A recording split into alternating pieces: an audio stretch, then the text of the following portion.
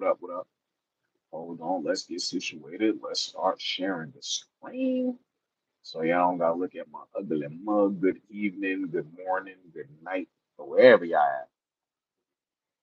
We out here, gang. It is raining like crazy.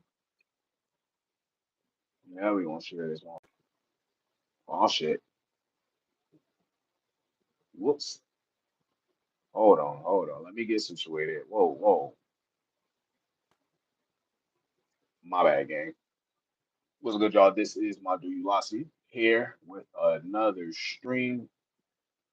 We're gonna try to get it right this time. So this is our second stream, and I want to get more into, doing things. So we're going to be talking about current events. This is the first episode of Past Due with my dude Ulasi. You know, welcome, good evening, good evening. It's raining like crazy outside, so that might be the little extra stuff you're hearing.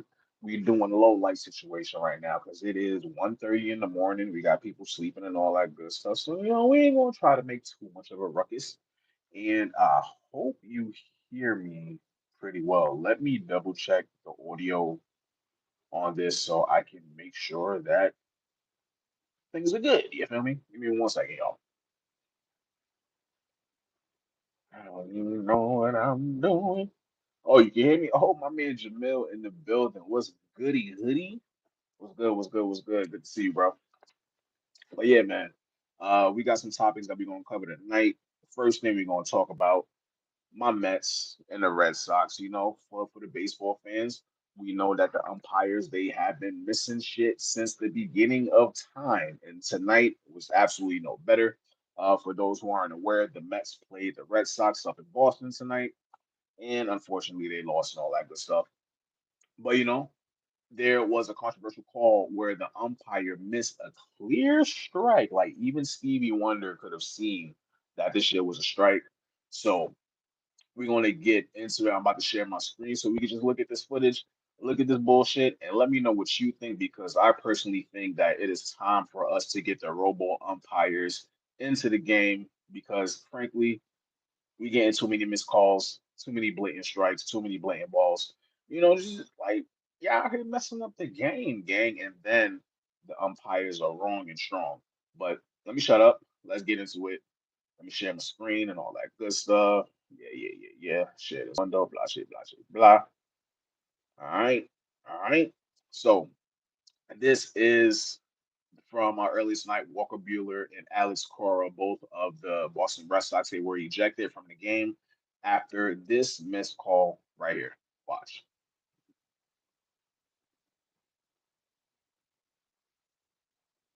So I don't know if you saw that. It was only 5 seconds, 5, 6 seconds, whatever. But a lot happened in that sequence right there. So we're gonna slow it down.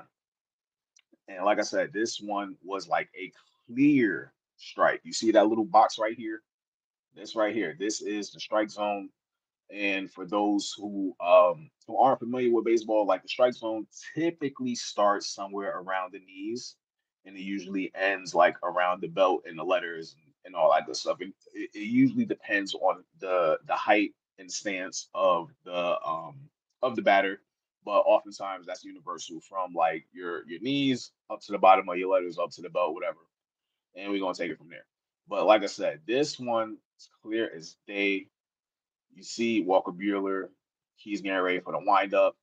You got Juan Soto at the plate, and look at it, boom, right there, clear as day over the plate. The umpire doesn't call it, and the catcher throws to second base.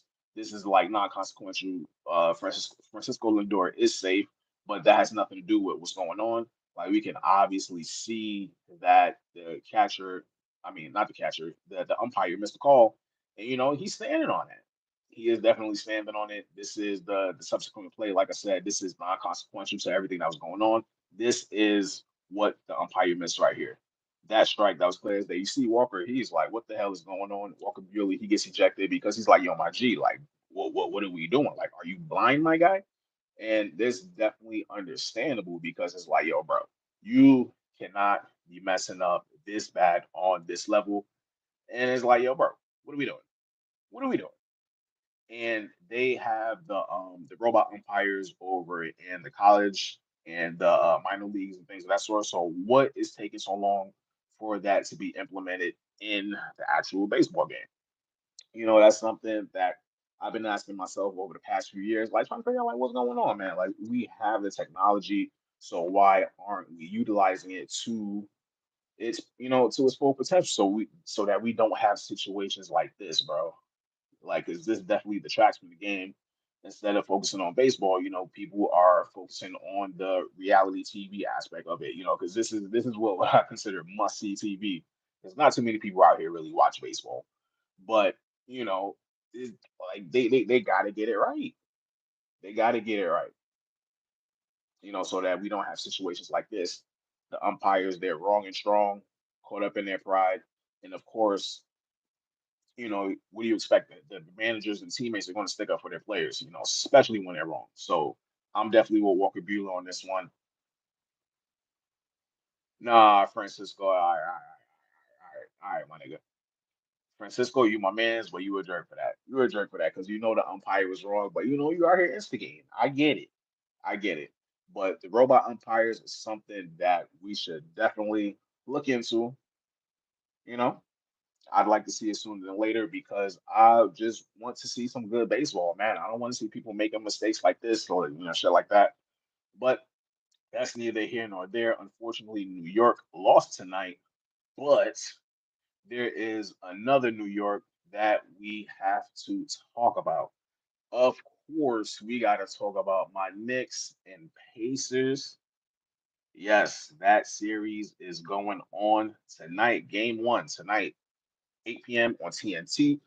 As far as predictions and matchups go, I honestly don't know who's going to win, gang. Like to be perfectly honest, because throughout the season they have been evenly matched. Although Indiana has won the season series against the Knicks, they won, I believe, a 3-2. They played about 5 or 6 times. They played 5 times, and the Indiana Pacers beat them 3 out of the 5 times. So they won that tiebreaker in that aspect. But New York is still the number 3 seed, so New York definitely does have the home court advantage. Expect Madison Square Garden to be a absolute zoo. I'm quite sure you've all seen the videos on social media from Side Talk and all that good stuff. New York knows how to celebrate. Like, if you would have been in New York over the weekend, you would have swore up and down that we won the chip after all this time. But nah, we just made it to the Eastern Conference Finals, and that shit, that's just as good as winning the chip if you really think about it. So speaking in Nick terms, just like how we people be talking in dog years and shit, like I'm speaking in Nick terms. Like this is the equivalent of winning the chip, making it to the Eastern Conference Finals for the first time in 25 years. Gang, like that's definitely something to celebrate. But it's definitely not time to take your foot off the gas because Indiana is has been known to give New York trouble. That is a rivalry that's gone back to even when I was a kid, back to the Reggie Miller and Patrick Ewing and John Stark days and all that good stuff.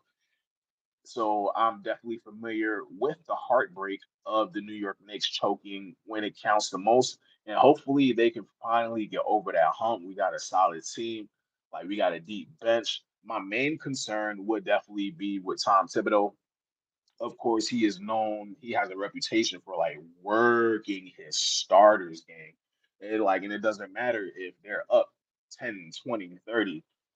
In Tom Thibodeau's words himself, he's like, yo, there is no such thing as a safe lead. There's no lead that's safe. So if my guys got to go out there and play 48 minutes to secure the win, they're going to have to go out there and play 48 minutes to secure the win. So that's my main concern. I just hope everybody is ready to perform. And, I just hope you don't see no injuries, man, because I ain't going to front seeing Jason Tatum go down the way he did. As much as I don't fuck with Jason Tatum, as much as I don't fuck with the Celtics, as much as I don't fuck with the city of Boston, that was rough to see. I can't front. I just can't. I just can't. I can't. I am sympathetic and empathetic of, you know, homeboy tearing his Achilles tendon, bro. Like, I can't even imagine how that feels. I already tore my ACL and broke my tibia, but tearing an Achilles, gang, I'm straight on all that, man. But as far as predictions, this might go. 7 games. I'm not even going to front, because Indiana, they have a solid bench. Like they have a deep bench, and also like they are one of the fastest teams in the NBA. So hopefully the Knicks will be able to keep up and they won't get gassed. Um, as far as running up and down the court with them and all that good stuff. And they are Indiana is solid on the fundamentals. So I think New York is going to have to get innovative. Innovative. I'm over here talking like I'm British. They're going to have to get innovative to figure something out, to figure out how to slow the Pacers down, and also like figure out how to stop them on the perimeter and like force them to get to the rim to get their shots, because Indiana is a solid 3-point shooting team, which that's kind of been like their thing historically. But I think if the Knicks were to find a way to take the 3-point shot away from them and force them to go up and get their shots and draw contact and like uh, throw up contested shots, I think that I think New York has a chance. I'm not even gonna hold you, and that's not even a New York bias speaking. It's like from what I've seen over the past 2.5, 3 seasons, like New York has been creating something solid, not to the likes of a dynasty or something like that, but I think I think they could do it, man. Like I really think they could do it. And like I said, that might be just the New York hopeful in me, but it's like, yo, I wouldn't be surprised if we saw Minnesota in New York in the finals, and that goes to game 7, and that would probably have to be a coin toss because, bro, Minnesota is doing something special. And as much as I like OKC, I just don't think they could beat Minnesota because Minnesota's full of dogs, bro. Anthony Edwards, Dante DiVincenzo, Julius Randle, Rudy Gobert. As much as I think Rudy Gobert is corny and all that good stuff, like he has gone into absolute beast mode like this postseason, and that's going to be difficult to stop them because like the Timberwolves, they have size, they have athleticism, they have strength, and it's like they also have good defenders. So it's like, God damn, like y'all need to you guys gonna have to figure a way to be physical with the Minnesota Timberwolves, and I think that's something that the Knicks could do. Because the Knicks have been showing a different side of grit that I haven't really seen since like late '90s, since they made the finals and they got spanked by the Rockets. But we ain't gonna talk. We're not gonna talk about that. Well, was it the Rockets or the Spurs? Either way, they got spanked. It was embarrassing to see. I think it was the Spurs. Like they beat them in 5 games. It was rough. It was rough. And if you're a New York fan, like of any team, Mets, Yankees, Jets, Giants, Knicks, Nets, Islanders, Rangers, or even the freaking New Jersey Devils, like you are familiar with the New York heartbreak. Like when we take it there and we get so close to the finish line, and shit just crumbles. You feel me? So it's like that's why I think we're enjoying the ride as much as we are. We wilding out, we acting like we won the whole thing, because in spirit we won the whole thing. But in reality, we just gonna have to, take it day by day, take it game by game. And speaking of games, have y'all been caught up to speed with the Joey Badass, Daylight, Ray Vaughn, and pretty much East Coast West Coast beef? Because honestly, dogs, shit's been getting crazy. But I would have to say that I personally, I'm personally burnt out. I never thought that this battle would burn me out so fast. I think it's because there's too many participants in this shit. So it's like you get a track from Joey, you get a track from Ray, you get a track from Daylight, you get a track from K Cash, you get a track from CJ Fly, and you get a track from AZ Track. I'm like, whoa, whoa, whoa, whoa, slow down, slow down. All right, because now it's like y'all niggas trying to jump my boy, and I don't like where this is going. And it's like some of the tracks from Joey, they have been fired. I have listened to them, but honestly, I just listened to them once, and I'm like, all right, that was cool. It don't really do much for me. And honestly, none of the tracks really do much for me, with the exception of Words to My Mother from Daylight. That shit had like a super battle rap flow, and I'm not the biggest fan of battle rap, but like, son, my boy was dropping bars. in that joint, and that shit was hard. And also, I like the production on that because it definitely took a bunch of different um, New York associated beats. So it had like Breathe by Fabulous in there. I believe it had like New York by Jadakiss up in there. So it had like a mix of different beats and stuff in there. So like it sounded like you, in my personal opinion, like you had to be one of those real underground hip hop heads to really appreciate the beat. Like if you like a casual listener, you probably listen like, what the fuck is this Blueface sounding beat? Because it sounded crazy to the untrained ear. But like I said, for those who are real hip hop heads who's really into it, they were locked in from jump. And I ain't gonna front, they're like he has some crazy bars for Joey.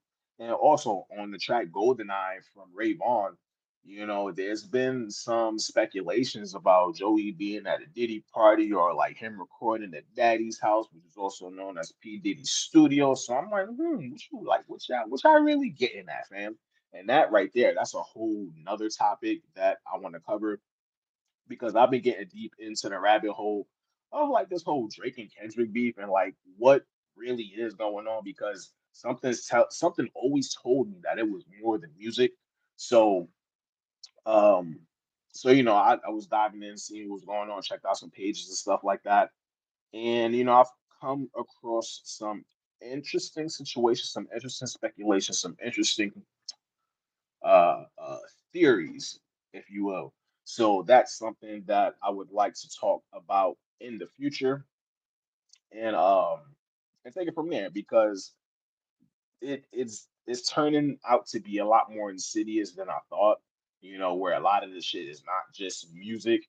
It's like, all right, cool. These are real life events, and like if you want to take it there, like I can expose you type shit. So, it's definitely something that we're going to talk about once I get more information. This is the first time like I've actually done a live stream and I'm over here sitting with notes in front of me and I'm just going through the list of topics, things that just pique my interest and things of that sort. And with the whole Joey Badass Daylight, Rave On and all that thing, it's cool, but I'm over it. It sounds fucked up because I'm from Brooklyn, of course, and of course I'm going to support all my Brooklyn niggas, but it's like, all right, my nigga, like summer's right around the corner, like the East Coast, West Coast shit is kind of tired, gang, and also like you was out here getting jumped for a week straight, my nigga. My son AZ Chite even came and dropped some shit. Game time. I can't front. That shit was hard. That shit had me throwing up my fingers and shit. Like I'm over here in the West Side. I don't throwing up sets. I don't know. I ain't trying to get shot out here. Shit crazy. Oh damn, I'm really loving these segues because speaking of shooting, there was a shooting on the motherfucking MARTA um over the weekend over at East Point, and it's crazy because my boy, who we all work at the same place, whatever, he was on that train when son got shot. So we just going to listen to the Fox 5 news coverage to see what happened to find out the details because he just saw the aftermath. He just saw homeboy laid out in the car. Everybody survived, but we're going to get more details. Let's check out Fox 5 News Atlanta with my man Eric Perry. Look at my son looking spiffy over here. We out here.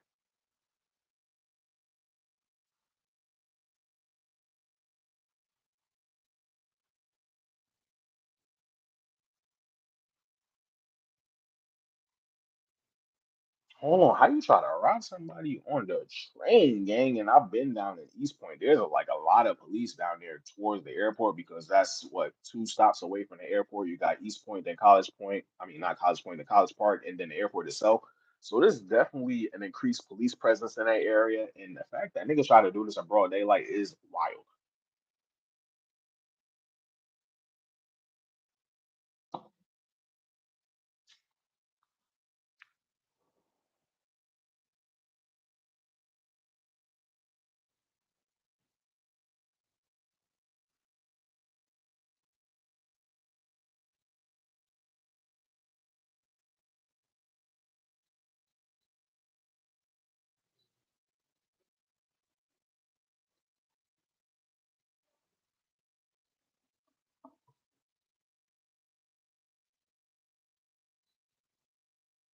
Can't see the video. Hold on, we can't see the video. Oh, that sucks. Yeah, yeah, it's my first time figuring this joint out. Oh man. Oh, that's crazy, gang. What do you mean? Where's my video, gang? Hold on, hold on. Let's run it back.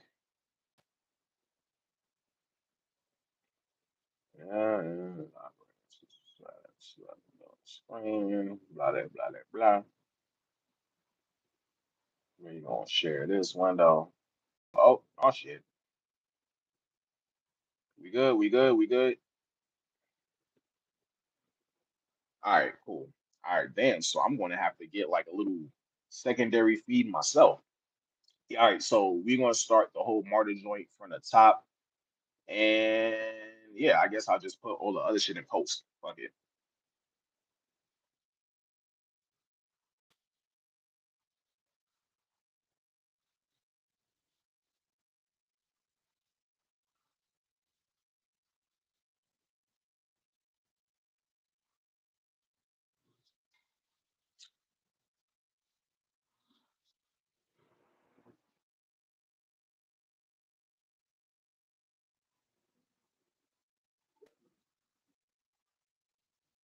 I'm sorry. I ain't going from niggas start shooting. I'm not jumping on the martyr floor again. I'm sorry. I'm just gonna have to take my chances and get shot, bro. Cause no.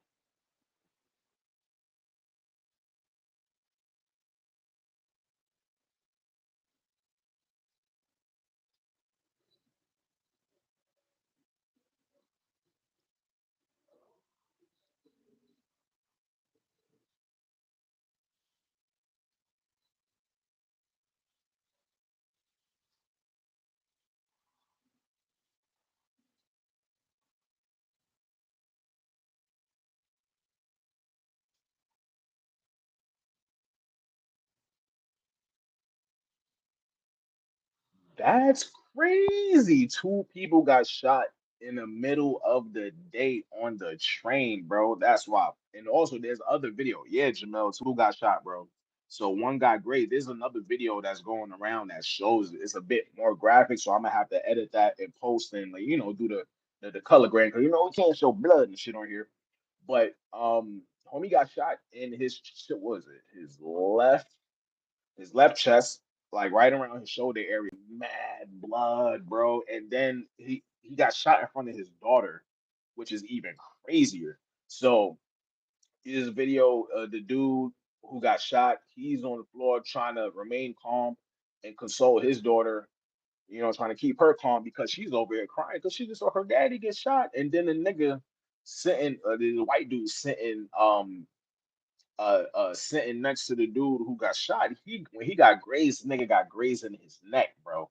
So it was just like, oh hell no, what's going on out here on the Marta?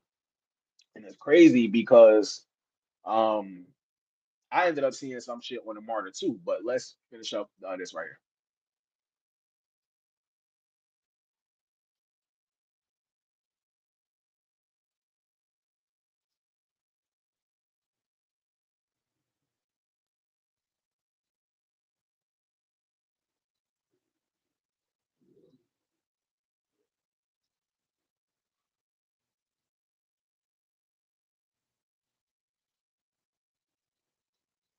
Now the video got no audio. This is crazy. It's probably because I'm playing it through the headphones, and I was trying to figure that out last night. If headphones would have come through or whatever, whatever. Let me see. Nah, mute, mute, mute. All right, so I guess we're gonna have to play it through the speaker. All right, all right. But long story short, they um they tried to rob the dude at like 4:30 in the afternoon, and shit went left. Homie started shooting. One person got shot in the chest. Another one was grazed in the neck. But it's just like, yo, what is going on out here? Like, what are we doing? Why can't people take the train and go about their business without the fear of being robbed or getting shot? Or just like, why can't people just live without fear?